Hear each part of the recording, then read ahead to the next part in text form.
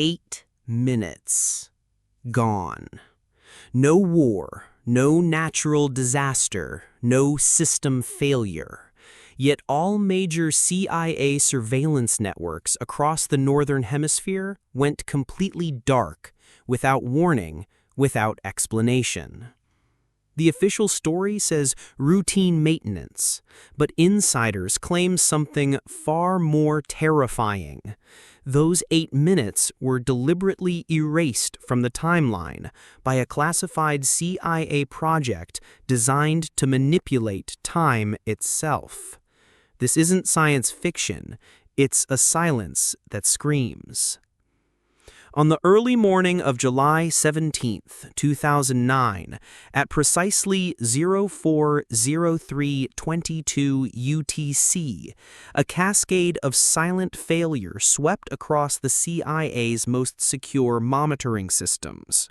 In mere milliseconds, signals from satellites, ground surveillance nodes, and encrypted intelligence channels flatlined. The NSA, NORAD, and allied intelligence agencies recorded similar anomalies. For exactly 8 minutes, all black-budget intelligence frameworks suffered a synchronized blackout. No alerts, no breaches, only one cryptic error message appeared across multiple command interfaces. Temporal sync lost, clock offset, undefined. The CIA's response was immediate. Emergency protocols activated.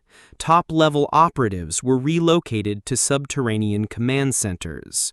Airspace was discreetly restricted. But unlike typical cyber attacks, this anomaly didn't affect civilian systems. Power grids, internet service providers, and global communications remained functional. Only the most secretive networks were disabled. This raised an alarming question. What kind of phenomenon could selectively target covert systems and nothing else? A classified task force, codenamed Project Vault, was deployed. Their mission? Investigate the blackout. Engineers, physicists, cryptographers, and deep access analysts scoured systems, but found nothing. No digital residue, no malware signatures, no electromagnetic surges. It was as if the data from that 8-minute window never existed. Physical backup drives contained blank sectors. Clock synchronization logs showed anomalies inconsistent with known physics, suggesting time itself had been altered. The team interviewed dozens of personnel from CIA black sites and monitoring centers. None recalled anything unusual, except for a few who experienced momentary disorientation, nausea, or a strange feeling of vertigo that passed in seconds. Surveillance operators reported memories of blinking and seeing different timestamps on active screens. Vault's initial report concluded that if the phenomenon had indeed been temporal, it had real effects on cognition and perception. This raised further alarm within the agency. If human memory could be distorted or rewritten, what else could have changed? The question then turned from what happened to who authorized it. No documentation existed, no sign-offs, no paper trail. Vault's operatives began reviewing classified budget allocations from the previous fiscal quarter. One entry stood out, a $72 million expense marked only as Field Integrity Stabilization. The destination of the funds? A little-known CIA front called Iris Technologies, LLC, with listed offices in Greenland, but no staff records, no phone numbers, and no online presence. As Project Vault dug deeper, patterns began to emerge. Similar, smaller anomalies had occurred over the last 2 decades, but were dismissed as glitches. But one file, long buried, detailed an incident in 1981 during a classified test at Groom Lake, Nevada. That incident, labeled Zero Frame, involved an experimental field array built to detect quantum fluctuations. The result? A 48-second blackout, during which subjects inside the testing chamber claimed hours had passed. The test was shut down, its results sealed. Until now. Cross-referencing those findings with the July 2009 blackout, analysts uncovered a chilling overlap. Both events showed evidence of localized temporal distortion, and both correlated with the use of a device referred to as a quantum displacement array, an experimental technology rumored to bend space-time fields. Multiple insider testimonies mentioned that after Zero Frame, a continuation project had evolved. Vault wasn't investigating a new threat, it was covering up an old one that had resurfaced. Documents recovered from black-budget archives suggested that the CIA had, for decades, been quietly pursuing time-based technologies, not to explore the past or future, but to gain operational advantages in the present. Manipulate the perception of time during raids, alter GPS signatures, conceal entire operations in what insiders called temporal shadows. The 8-minute blackout wasn't an accident. It was a test. Vault also uncovered schematics of a device nicknamed the Anchor, supposedly capable of grounding local time in a fluctuating field. Rumors spread that the blackout occurred because the device failed, temporarily unmooring the intelligence grid from its temporal baseline. If true, then what Vault had witnessed wasn't just a test, it was a catastrophic misfire. Interviews with former DARPA contractors suggested that Vault wasn't the first to explore these technologies. Projects dating back to the early 1960s under codenames like Prometheus, Spectre, and Ion Bell had all failed under mysterious circumstances: disappearing budgets, missing scientists, unexplained deaths. What made 2009 different was the scale. This wasn't an isolated experiment. It was global and irreversible. Then came the footage. A field team conducting recon over the Arctic Circle hours before the blackout recorded something anomalous, a geometric disturbance in the sky. The image was corrupted but partially retrievable. It showed a rotating field surrounded by cascading blue light, flickering in and out of visibility.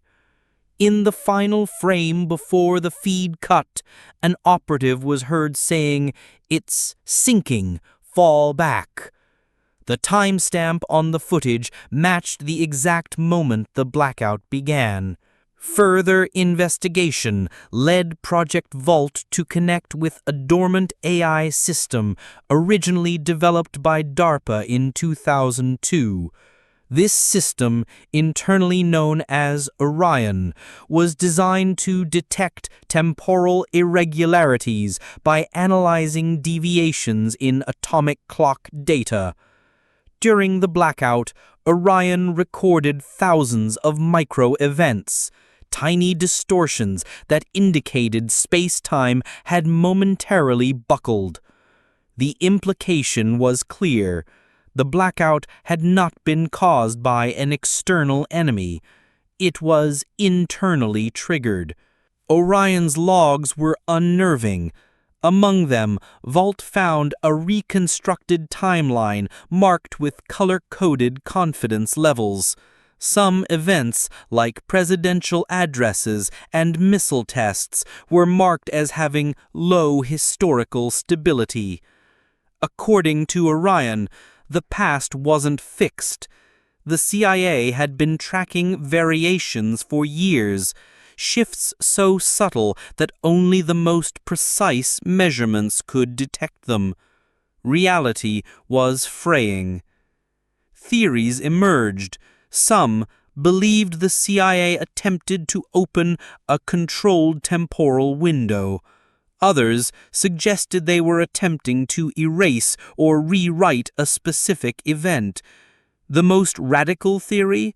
that something came through, not from the future, not from the past, but from outside linear time altogether. Yet no confirmation came. Orion was shut down days later. All internal vault documents were sealed, all agents reassigned. But whispers remained. Vault's final data packet before dissolution contained a warning. If perception defines reality, and reality has been rewritten, then we are no longer who we were. In the months that followed, subtle anomalies began appearing in seemingly unrelated fields. Astronomers recorded unexplained gravitational fluctuations over the North Pole. Cryptographers noted entropy changes in secure algorithms. Even civilian pilots reported compass drift within Arctic airspace. Each incident, isolated, was explainable, but together they suggested lingering effects of a localized temporal event. A quiet internal report surfaced 6 months later, dated January 2010. It concluded with 83% certainty that during the 8-minute blackout, a brief quantum singularity occurred within Earth's upper atmosphere, either natural or induced. The report listed the phenomenon as a non-repeating chronospatial collapse event and recommended indefinite suspension of all temporal research. Despite the recommendation, funding for black-budget quantum research nearly doubled in 2011. A new department formed within the CIA's Directorate of Science and Technology, allegedly tasked with nonlinear field event response. The public remained unaware. Journalists who probed too close reported strange encounters, lost data, or silent career termination. In 2014, a senior Volt officer who had disappeared after the incident was found in a rural town in Norway, disoriented, aged beyond his years, and speaking a dialect no one could identify. His fingerprints matched, but his dental records did not. A silent extraction team returned him to Langley. No records followed, but his last known statement, captured by a local nurse, was chilling. "We broke it. We broke time." Now, years later, the full truth is still buried beneath redactions and silence. But one truth lingers. The 8 minutes were not lost. They were taken. By whom? For what purpose? We may never know. But the timeline we live in, the one we remember, may no longer be the original. The next blackout may not last 8 minutes. It may never end.